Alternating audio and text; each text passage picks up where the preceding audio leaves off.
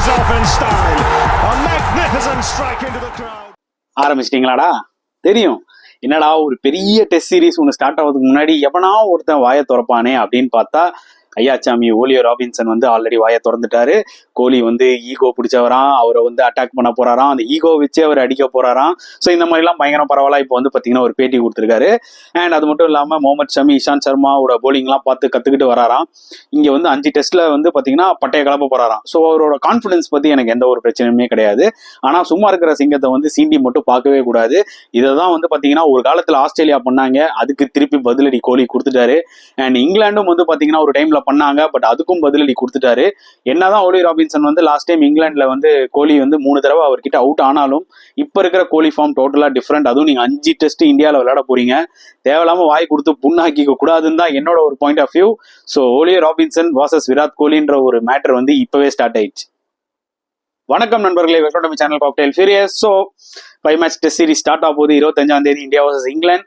அதோட ஸ்குவாட் என்ன பிளேயிங் 11 இந்தியாவுக்கு இங்கிலாந்துக்கு இருக்கும்ன்றதெல்லாம் வந்து டீட்டெயிலாக நம்ம வந்து கண்டிப்பாக நான் அதை பற்றி ஒரு வீடியோ போடுவேன். பட் அதுக்கு முன்னாடி இப்போ கிடைச்ச லேட்டஸ்ட் நியூஸ் என்னன்னு பார்த்தீங்கன்னா Ollie Robinson, tall fast bowler, இங்கிலாந்து ஃபாஸ்ட் பவுலர் தெரியல, அவர் வந்து பார்த்தீங்கன்னா ஒரு பேட்டி கொடுத்துருக்காரு. என்னன்னா கோலி வந்து டெஃபினட்டாக ஒரு மிகப்பெரிய பிளேயர், இந்தியாவோட பெஸ்ட் பிளேயர். ஸோ பெஸ்ட் பிளேயரோட மோதல் தான் எனக்கு பிடிக்கும். ஸோ டெஃபினட்டா அவரோட ஈகோ வச்சு அவரை நான் தட்டி தூக்க போறேன் அப்படின்ற மாதிரிலாம் பேட்டி கொடுத்துருக்காரு. கரெக்ட்.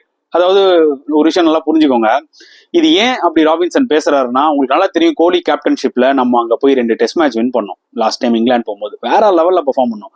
அண்ட் கோலி எவ்வளவு ஒரு அக்ரெசிவான ஒரு டெஸ்ட் கேப்டன்றது உங்களுக்கு நல்லாவே தெரியும். அண்ட் அது எஸ்பெஷலி ஓலியோ ராபின்சன் அவர் விக்கெட்லாம் எடுத்தாருன்னா ஓவர் சீன் போடுவாரு. அண்ட் அதை தான் விராட் கோலி என்ன பண்ணாரு, கரெக்டான எனக்கு ஒரு ஆப்பர்ச்சுனிட்டி வரும்னும் போது அப்போ அந்த லீட்ஸ் டெஸ்ட் மேட்சா இருக்கட்டும், ஓவலா இருக்கட்டும், அந்த மாதிரி ஒரு சுச்சுவேஷன்ல ராபின்சன் ஒரு தடவை வந்து விளையாடும் போது வந்து பாத்தீங்கன்னா சும்மா வேற லெவல்ல ஸ்லெட்ஜ் பண்ணாங்க. சரி, ஸ்லெட்ஜிங்கிறது எனக்கும் வந்து அந்த அளவுக்கு பிடிக்காதுங்க. ஆனா இது வந்து கிரிக்கெட்ல வந்து பாத்தீங்கன்னா இது ஒரு பிராண்ட்.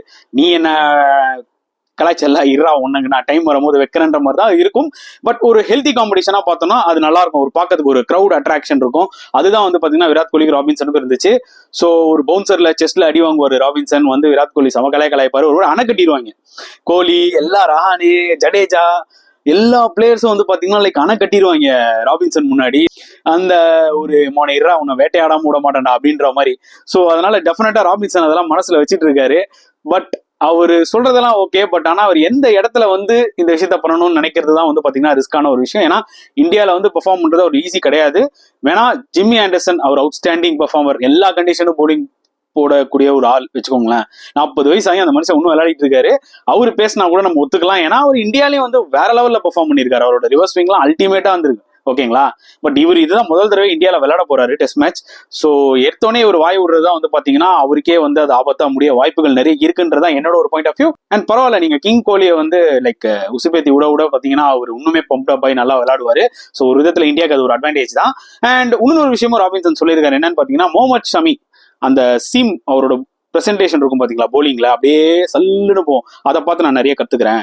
அதே மாதிரி Ishant Sharma Sussex domestic, English டொமஸ்டிக்ல சசெக்ஸ்க்கு விளையாடி இருக்காரு, சூப்பரா பெர்ஃபார்ம் பண்ணியிருக்காரு.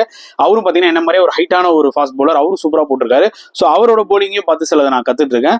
ஸோ டெஃபினட்டா இதெல்லாம் கத்துக்கிட்டு வந்து என்னோட பெஸ்ட்டை நான் கொடுக்க போறேன் இந்த 5 மேட்ச் டெஸ்ட் சீரீஸ்ல அப்படின்ற மாதிரி சொல்லியிருக்காரு. அதுக்கு அவருக்கு வந்து பாத்தீங்கன்னா வாழ்த்துக்கள். பட் டெஃபினட்டா கோலியை சீனதுக்கு ஏதோ ஒரு சம்பவம் இருக்குன்றது மட்டும் கிளியரா தெரியுது.